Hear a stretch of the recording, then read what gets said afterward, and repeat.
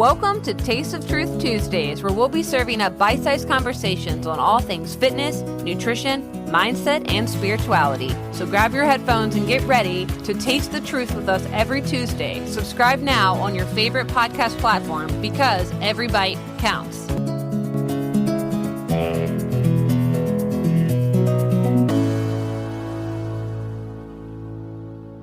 Hey, welcome back to Taste of Truth Tuesdays, everybody. I'm Megan Lee, your host, and we've got a solo episode today, and we're diving into a topic that might make some people uncomfortable.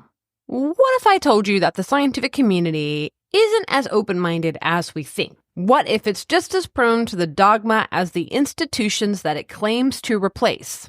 Today, we're going to be talking about Rupert Sheldrake. He's a biologist who dared to challenge the 10 Commandments of science, and it led to his TED Talk getting banned. But his ideas, they're definitely too important to ignore, so let us dig in. Well, first off, Rupert Sheldrake is not just some random pseudoscientist that was screaming into the void, okay? He is a biologist with a very solid academic background. We're talking Cambridge University, developmental biology, plant physiology, you name it. But what makes him controversial is that he challenges what he calls the dogmas of modern science.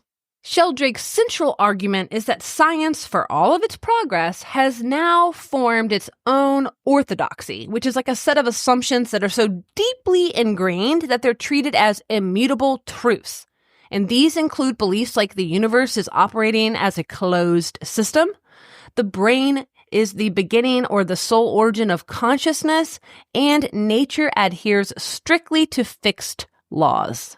So I wanted to dive into the 10 Commandments of science, and while these aren't explicitly stated principles, but rather deeply embedded assumptions that shape scientific inquiry. And these dogmas include beliefs like nature operates mechanically, like a machine. Matter is unconscious, and the mind is an illusion created by the brain. The laws of nature are fixed and unchanging. Biological inheritance is entirely material, encoded in DNA. Memories are stored physically in the brain.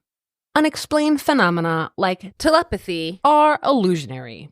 Free will is also an illusion. Mechanistic medicine is the only true effective medicine, meaning pharmaceutical. The total amount of matter and energy in the universe is constant. And the last one, nature is purposeless, without direction or goals. So Sheldrake argued that treating these assumptions as unquestionable truths creates a rigid framework that stifles innovation and discovery. TED Talk claimed that this was removed because it promoted pseudoscience, but critics of that decision, including Sheldrake himself, were like, no, this is more like protecting the scientific status quo.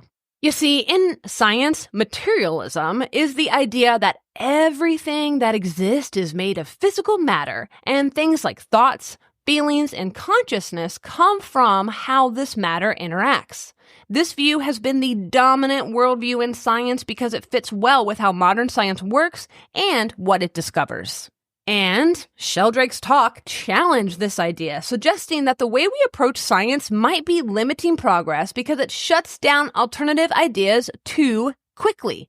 His critique is part of a much larger conversation about how science is done and where its limits are. Another group that's associated with the post-materialist paradigm is called the Institute of Noetic Sciences, IONS for short, and it's founded by the astronaut Edgar Mitchell in 1973. And this institute explores topics like consciousness, intuition, and human potential, suggesting that scientific materialism does not fully explain human experience, especially phenomena such as non-local consciousness, near-death experiences, and PSI phenomenon.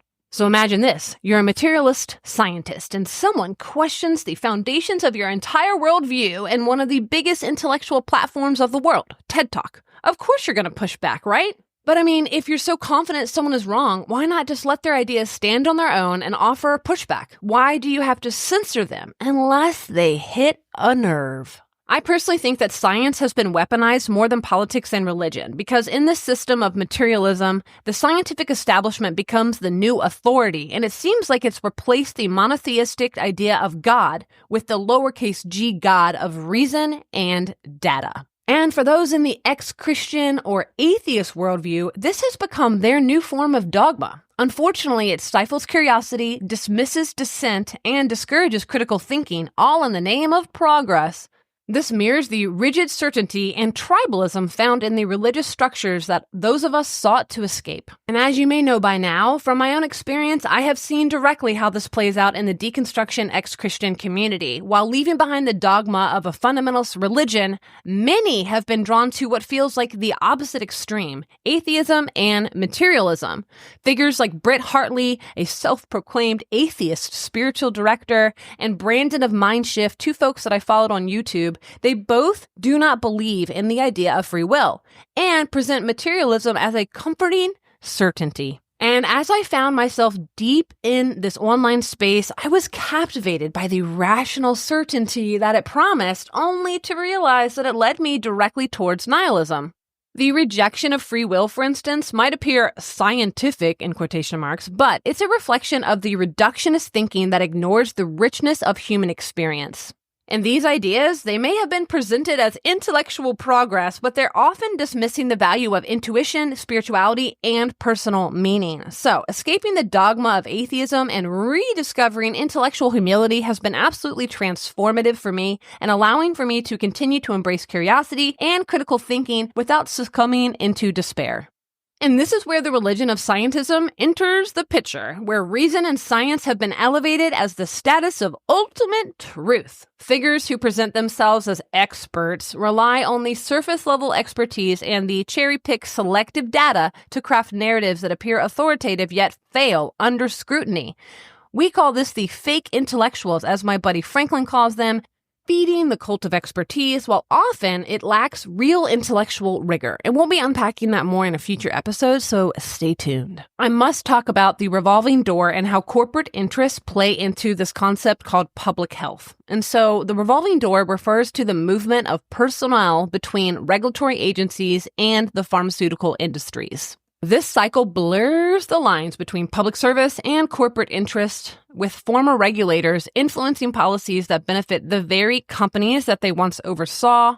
It is truly staggering. Recent developments have sparked new concerns about this dynamic. Robert F. Kennedy Jr., who's a lawyer with deep understanding of the complexities surrounding corporate influence in public health, has been appointed by President Trump to lead the Department of Health and Human Services. Kennedy has spent years taking on large corporations directly, advocating for more transparency and rigorous safety testing of vaccines, and he always questions the aspects of the vaccine policy. His background in law and environmental advocacy give him a very unique perspective on this revolving door between the regulatory agencies and corporate interest. He has long been critical of the influence of these large corporations that they wield over regulatory bodies, which directly impacts public health outcomes. Kennedy's mission extends way beyond vaccine safety, and he addresses broader concerns about chronic disease, environmental toxins, and corporate practices that affect public health. His advocacy has earned both praise and criticism. Speaking of criticism, I wanted to share a clip from the Roundtable on Vaccines and Public Health with old Bernie Sanders. So at a time of growing distrust not only with vaccines, but of government, of science in general, who's telling us the truth? Who is the truth teller? Somebody on the internet, a truth teller? Who's read a book someplace and trying to make money off a book? Or people who've done research and work for years? That's really kind of what this discussion is about. I've got so much I want to say on this, but Bernie going after RFK Jr. on vaccines is basically like the captain of the revolution abandoning ship, saying, trust the people in charge. Bernie, you're breaking our hearts here. But let's actually look at some facts. Public trust in physicians and hospitals went down from 71.5% in April of 2020 to 40.1% in January of 2024. People on the internet can tell the truth, especially when sources are cited from .gov resources like Just the Inserts, who we had on last season, talking about the importance of informed consent. Reading books is a perfectly acceptable way of researching products and industries. And sure, if you start making money off of a book, that can introduce potential financial conflicts of interest. And you know, Bernie is no stranger to conflicts of interest. So I think this comment is suspect, and obviously Big Pharma has paid him off. What an epic disappointment. But that's why I left the left. They're just a big disappointment these days. Bernie used a logical fallacy here, which is called appeal to authority. And it occurs when someone argues that a claim is true simply because an authority or an expert said so, without providing further evidence or reasoning to support their claim. And yes, it's important to distinguish between a legitimate appeal to authority and a fallacious one when the authority is not actually qualified or the topic is outside their expertise or not supporting evidence. And so here's the key thing. RFK Jr. has provided lots of evidence. He even wrote a book called The Real Anthony Fauci, Bill Gates, Big Pharma, and the Global War on Democracy and Public Health. And it's filled with extensive research. If you haven't read it, you should. And if it weren't credible, it would have been pulled or he'd be facing a serious lawsuit by now. So here's Bernie Sanders appealing to the cult of authority, blindly backing the establishment. And as this conversation unfolds, I believe that Kennedy's leadership could actually challenge the status quo and push for greater transparency, fairness, and accountability in this concept called public health. His deep understanding of these issues, I think, makes him a key figure in a broader debate over corporate influence and the revolving door. The last thing I want to add here in regards to worshiping science or blindly trusting clinical trials, this can also be misleading. And so while clinical trials have been seen as vital for medical progress, they are often heavily influenced by the pharmaceutical industry, which funds a vast majority of these trials. So this creates a huge conflict of interest, which can directly skew the results and delay critical information about the risks of drugs. Examples are going to be like the Vioxx scandal, where a painkiller was marketed despite internal knowledge of its dangers, or the Tamiflu case, where the effectiveness of the drug was overstated, to say the least, and this shows how corporate interests can shape clinical trial outcomes. And while, sure, clinical trials may be important, they're not as objective or as transparent as they may seem. Okay, let's get to the nitty-gritty of today's podcast episode, how dogma affects health and fitness. So, sure, science has transformed our understanding of the human body, yet it has also created rigid paradigms that resist change. And here are some examples. Number one, the overemphasis on calorie counting. For decades, the mantra calories in, calories out, or you might see it abbreviated CICO in the research. And this reigned supreme in the weight loss discussions. And I honestly think it's a very reductionist approach. While simple, it overlooks metabolic individuality, the complexity of hormones, and the overall quality of the food that we're consuming. Despite modern research revealing this flaws, calorie myth persists in diet culture and in public health policies. One glaring issue with the counting of calorie approach is that it assumes a universal response to food, when in fact each body is different. Metabolic rates, insulin sensitivity, and how we process and utilize energy vary from person to person. A one-size-fits-all approach to food intake is simply not going to acknowledge these differences, and that's going to leave many people frustrated and confused about why their efforts aren't producing the desired results. But let's take this a step further and examine how our mindsets and beliefs about food can influence our body's physiological responses. If you remember, in a previous episode, we discussed the milkshake study, which highlighted the power of perception and regulating hunger hormones like ghrelin. In this study, participants were given 2 milkshakes. Actually, it was the same milkshake, but one was labeled as indulgent and the other was labeled as healthy.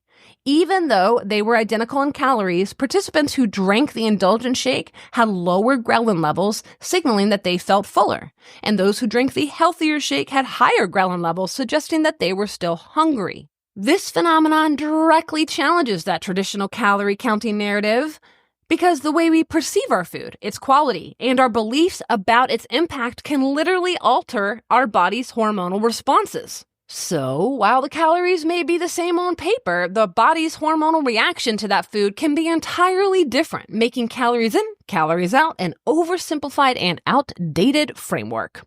I think this insight breaks apart that reductionist narrative that so heavily dominates our cultural understanding of weight and health. So if our hormones, like ghrelin, are affected by our mindset, we can start to see how our thoughts and beliefs around food directly influence how our body responds to it. So it's not just the food's calorie content, it's how we interpret it and internalize it. In a world where we're constantly bombarded with food labels and diet rules, understanding the deeper connection between mind and body, I think, is key to breaking free from the calorie myth. After all, Food is much more than fuel. It's a relationship, it's a psychological experience, and it's a biological trigger, all of which deserve attention beyond the numbers on a nutrition label. Another area ripe for scrutiny is germ theory, which forms the backbone of modern medicine. And while it's undeniable that pathogens can play a role in disease, germ theory often overshadows other critical factors like terrain theory, which emphasizes the internal environment of the body. And I think what we saw during the C-19 pandemic has provided a very stark illustration of terrain theory in action. If you follow me on Instagram, especially during 2020, 2021, you may have already heard my theories here, but I think it highlights how it's impacted individuals differently depending on their underlying health, lifestyle factors, and susceptibilities.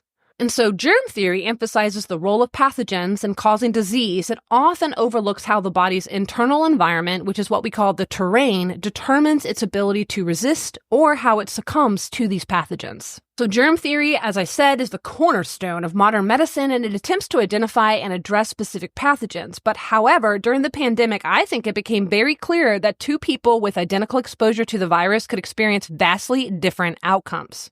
One might have mild symptoms or remain asymptomatic, while another might develop severe illness or even die. So why? The answer lies within the individual's terrain, their overall health, immune function, nutrition, and stress levels. Terrain theory suggests that the internal environment of the body is just as important, if not more so, in determining how well we respond to pathogens. So if the terrain is weak due to chronic stress, poor nutrition, or underlying health conditions, the body becomes more vulnerable to disease. Conversely, if the terrain is strong with a balanced immune system, good nutrition, and robust overall health, the body can better withstand pathogens. And this is why not everyone who contracted COVID suffered the same consequences. The internal environment of each individual played a major role in their response. And while it's undeniable that pathogens are significant contributors to disease, focusing solely on germs has led to a narrow, reductionist view of health.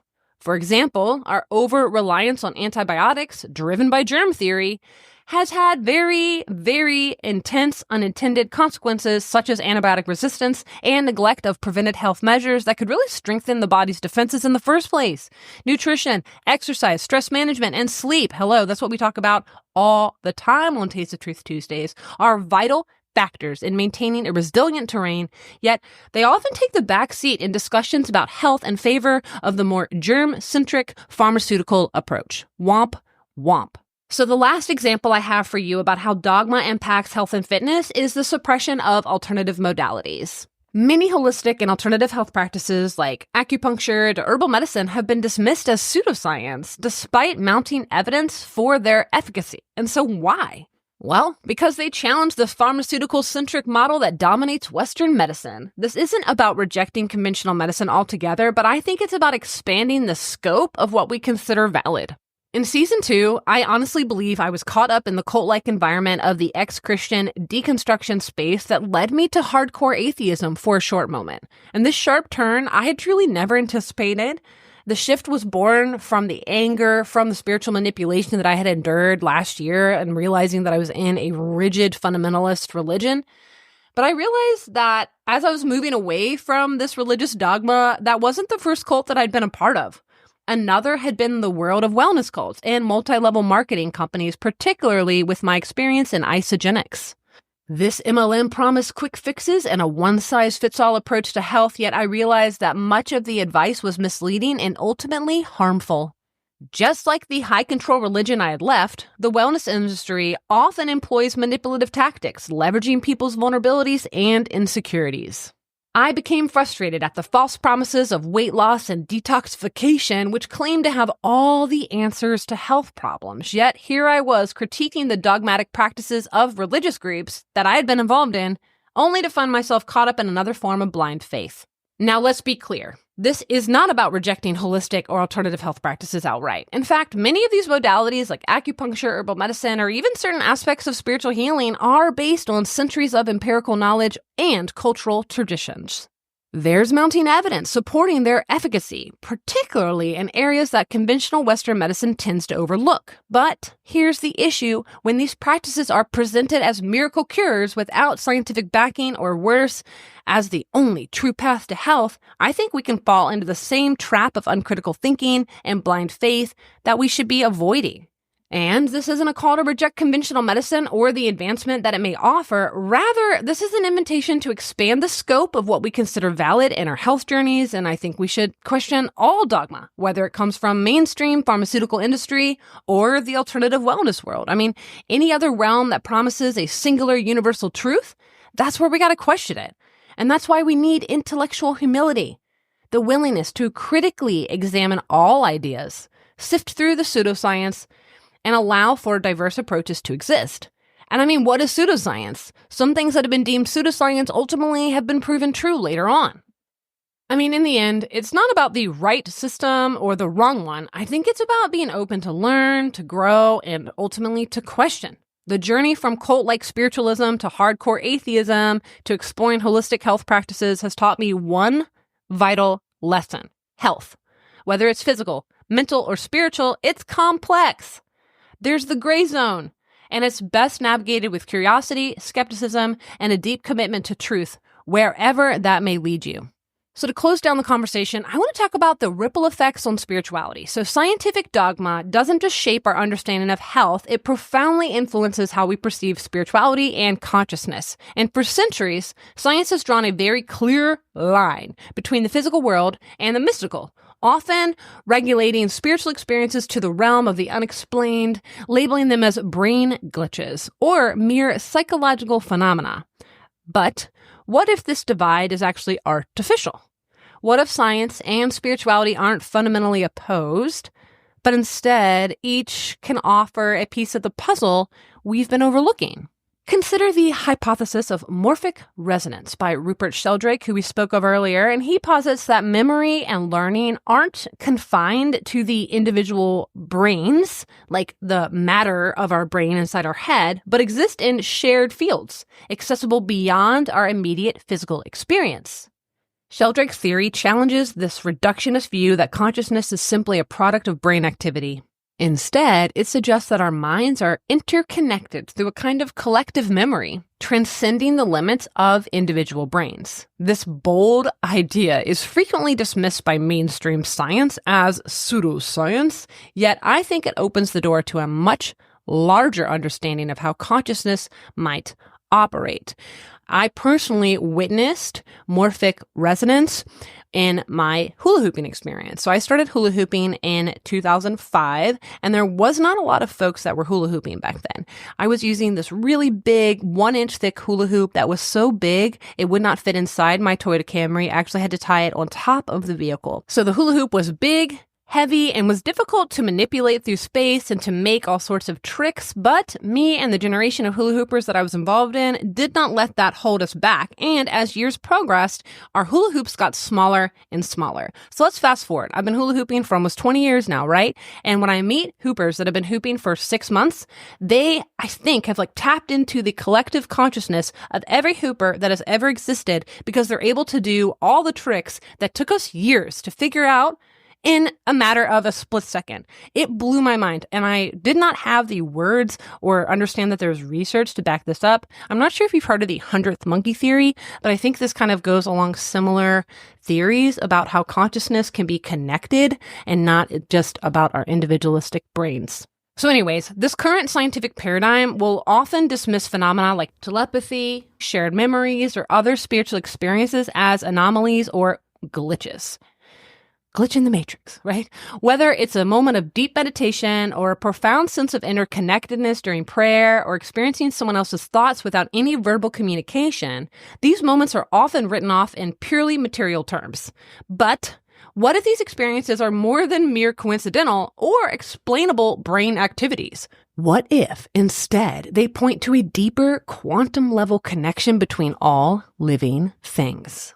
Recent advancements in quantum physics have begun to suggest that consciousness may not be solely confined to the brain, but instead might be a quantum action that extends beyond the physical boundaries of our bodies. The idea that our minds may exist in a non-local space transcending the physical brain is a provocative one. If quantum entanglement allows particles to be interconnected over vast distances, could the same phenomenon then be applied to consciousness itself? Could thoughts and experiences extend beyond our personal mind and into a collective field of human consciousness? I think so. One area that brings these concepts to light is the study of telepathy, the transmission of thoughts or information from one mind to another without using any known physical means of communication. For years, telepathy was relegated to the realm of pseudoscience, dismissed by mainstream science as implausible. But emerging research and anecdotal evidence has begun to challenge this view. And the Telepathy Tapes, a podcast that's very popular right now, for instance, explores real-world experiences of telepathy and other paranormal phenomenon, drawing on decades of research and first-hand accounts. I love this podcast. Have you guys listened to it yet? It offers a fascinating exploration of how people have experienced thought transfer in ways that definitely don't conform to our traditional understanding of the brain and its boundaries. And so I think the more that we explore the connection between consciousness and the quantum field, and the more we realize that the mind might not just be a byproduct of brain activity, I think instead it might be a more expansive phenomenon, an energetic force that connects all living things. Telepathy and other similar phenomenon might not be mere coincidences or glitches of the brain, but rather expressions of the interconnectedness of consciousness at a quantum level. And as we move further into understanding the complexities of the quantum world, maybe we'll find that spirituality and science can indeed coexist like they did in the past, each offering insights into a deeper nature of our very own existence.